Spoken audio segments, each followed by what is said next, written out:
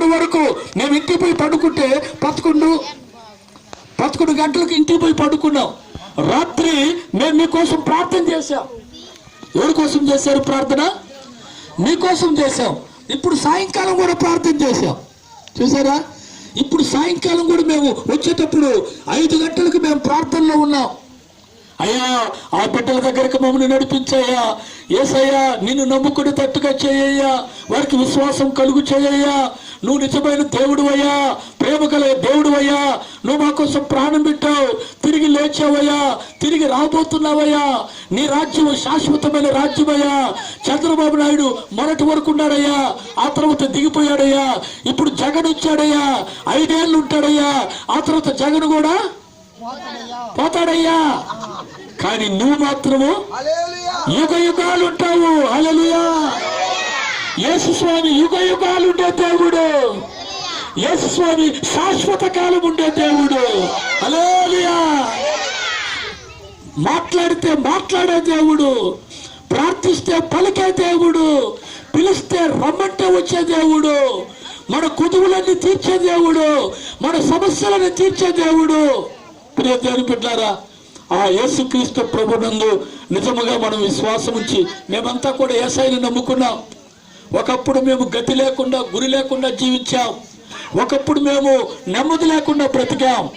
ఒకప్పుడు తాగుబోతులతో తిరిగాం. ఒకప్పుడు వ్యభిచారులతో తిరిగాం. ఒకప్పుడు నరహంతకులతో తిరిగాం. నేను పడుకుంటే నా పక్కన నరహంతకుడు పడుకున్నాడు.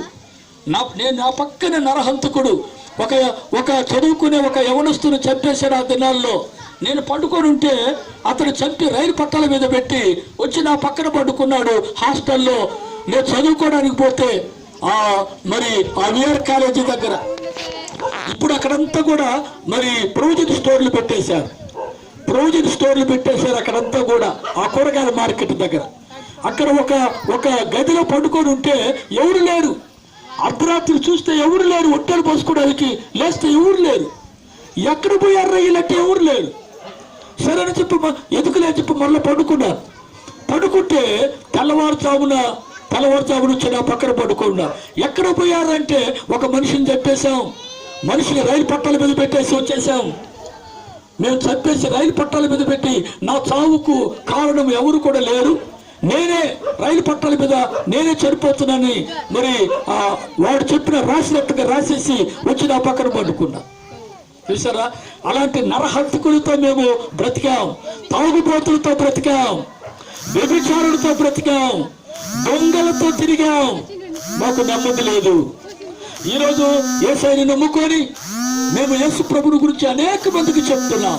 అనేకుల కోసం మేము ఈరోజు ప్రార్థన చేస్తున్నాం. ఎందుకంటే మా హృదయాల్లో ఉన్నాడు. మాకే కుదువు లేకుండా మాకు తృప్తిని ఇస్తున్నాడు. మాకు ఆరోగ్యం ఇస్తున్నాడు. మాకు ఆహారం పెడుతున్నాడు. మాకు తలతాసుకోవడానికి మాకు ఇల్లు వాకిలి ఇచ్చాడు. మాకేం కుదువు లేదు. మేము నెమ్మదిగా జీవిస్తున్నాం. మీరు కూడా యేసయ్యని నమ్ముకోండి. మీరు కూడా మీ పాపాలు ఒప్పుకోండి. యేసు ప్రభువా, నేను పాపిని, నా పాపాన్ని ఒప్పుకుంటున్నాడయ్యా, నన్ను క్షమించయ్యా, నన్ను నీ బిడ్డగా చేసుకో ప్రభువా. నీ రాజ్యములో శాశ్వత కాలం ఉండే నీ రాజ్యములో నన్ను చేర్చుకో ప్రభువా. ఈరోజు మరి మొన్న చంద్రబాబు ఉన్నాడు, ఈరోజు చంద్రబాబు దిగిపోయాడు. ఈరోజు జగన్, రేపు జగన్ ఏమవుతాడు 5 సంవత్సరాలకి. కానీ యేసు ప్రభు మారడు. యేసు ప్రభు యుగ యుగాలు ఉండే దేవుడు, శాశ్వత కాలం ఉండే దేవుడు. ఆ దేవుణ్ణి మీరు నమ్ముకుంటే ఆయన రాజ్యంలో యుగ యుగాలు మీరు కూడా జీవిస్తారు. నమ్ముకుంటారా? యేసు ప్రభు నమ్ముకుంటారా? నమ్ముకుంటామన్న వారు చేతులెత్తండి. నమ్ముకుంటామన్న వారు చేతులెత్తండి. హల్లెలూయా, హల్లెలూయా, హల్లెలూయా. మీ ఫోన్ నెంబర్లు ఉంటే బాకీ ఇవ్వండి. మా ఫోన్ నెంబర్లు తీసుకోండి. మీరు ఎప్పుడు రమ్మన్నా మేము వస్తాం. మీకు బియ్యం పంచి పెడతాం. మీరు ఎప్పుడు రమ్మన్నా కూడా మేము వచ్చేస్తాం. అదిగో వెహికల్స్ వేసుకొని వచ్చేస్తాం. అంతే. మీకోసం ప్రార్థన చేస్తాం. మీకు యేసయ్యని గురించి 2 మాటలు చెప్తాం. మీ అందరి కోసం ప్రార్థన చేస్తాం. మీకు అంత బియ్యం పెడతాం. వెళ్ళిపోతాం. మేము మళ్ళీ వెళ్ళిపోతాం. మీరు పిలిస్తే వస్తాం. మీరు పిలవకపోతే మేము రాం. కాబట్టి మేము ప్రార్థన ముగించి మీ అందరికీ మరి 5 కేజీలు ఒక్కొక్క ఇంటికి మేము ఎన్ని తెచ్చామో అన్ని మీకు ఇవ్వడానికి మేము ఇష్టపడుతున్నాం. చాలకపోతే వచ్చే వారం మరలా వస్తాం, మరలా కట్టుకొని వస్తాం. మీకందరికీ బియ్యం పంచి పెడతాం, మీకందరికీ బట్టలు పంచి పెడతాం. యేసు ప్రభు దేవుని బిడ్డలు వారికి ఇచ్చిన బియ్యము, వారికి ఇచ్చిన బట్టలు వాళ్ళు ఇచ్చేశారు. అంతే, పేద బిడ్డలకు ఇవ్వండి అని ఇచ్చేశారు. మేము ఇవ్వమన్నాం, వాళ్ళు ఇచ్చేశారు. అవి తీసుకొని వచ్చాం. ఇప్పటికే చాలా గ్రామాలకు మేము వెళ్ళాం. చాలా గ్రామాల్లో ఉన్న పేద ప్రజలకు మేము పంచిపెట్టి యేసయ్యని గురించి చెప్పాం. వాళ్ళు మరలా రమ్మంటే వెళ్ళాం. ఆ తర్వాత మేము మీ దగ్గరకు వచ్చాం. మీరు రమ్మంటే వస్తాం, లేకపోతే రాం. కాబట్టి మీ అందరి కోసం మేము ప్రార్థన చేస్తాం. ఇదిగో ఒక ఆయన దేవుని సేవకుడు ఉన్నాడు. ఆయన పేరు సత్యనారాయణ, సత్యమంటారు ఆయన, సత్యనారాయణ ఆయన మరి ఒకప్పుడు యేసు ప్రభువును ఆయన తెలుసుకోకుండా ఒకప్పుడు జీవించాడు. ఆయనకు లక్షలు అప్పు. యేసయ్యని నమ్ముకుంటే అప్పులన్నీ తీర్చేశాడు. లక్షలు అప్పులుంటే అప్పులన్నీ తీర్చేసి దేవుడు ఆయనను గొప్పగా ఆశీర్వదిస్తున్నాడు. చూసావా, ఆయన యేసు ప్రభువు గురించి అనేక మందికి చెప్తున్నాడు. ఆయన మీకోసం ప్రార్థన చేసి ఆయన ఆశీర్వాదం ఇస్తారు. సరేనా? మీకోసం దేవుడి సేవకులు ప్రార్థన చేస్తారు. సత్యం గారు మీకు ప్రార్థన ఆశీర్వాదం ఇస్తారు. సత్యం గారిని మరి ఈ సమయంలో మరి ఆహ్వానిస్తున్నాను. వారు ప్రార్థన ఆశీర్వాదం ఇస్తారు.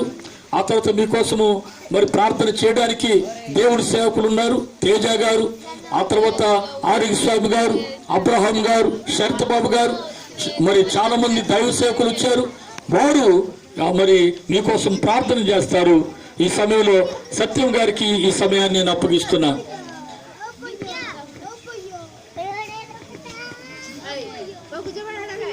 చక్కని మాటలు విన్నాం. యేసుక్రీస్తు ప్రభుని ఆయన పాదాల దగ్గర సాగిలపడి ప్రార్థన చేద్దాం. అందరూ కళ్ళు మూసుకోండి, తలలంచండి, ప్రభుని హృదయంలో ధ్యానించుకోండి. సర్వోన్నతుడా, సర్వశక్తిమంతుడా, పరలోకమందున మా తండ్రి, పరిశుద్ధుడా, మీ ప్రియకుమారుడు మా రక్షకుడు యేసుక్రీస్తు ప్రభు పరిశుద్ధమైన మహోన్నతమైన శక్తి కలిగిన దివ్య నామములో ఈ సాయంకాల సమయంలో ప్రభు ఈ ప్రాంతంలో చేరి నిన్ను స్తుతించి, నిన్ను ఘనపరచి, నిన్ను అయినా ప్రకటించడానికి సంఘానికి ఇచ్చినటువంటి ధన్యతకై నీకు వందనాలు, స్తుతి స్తోత్రాలు చెల్లించుకుంటున్నాము. నాయన, నీ బిడ్డలందరూ కూడా కూడుకున్నారు, నీ మాటలు విన్నారు అయ్యా. తమ హృదయంలో కూడా నా తండ్రి నిన్ను ప్రతిష్ఠించుకోవడానికి నీ కృపను అనుగ్రహించమని ప్రార్థన చేస్తున్నాను.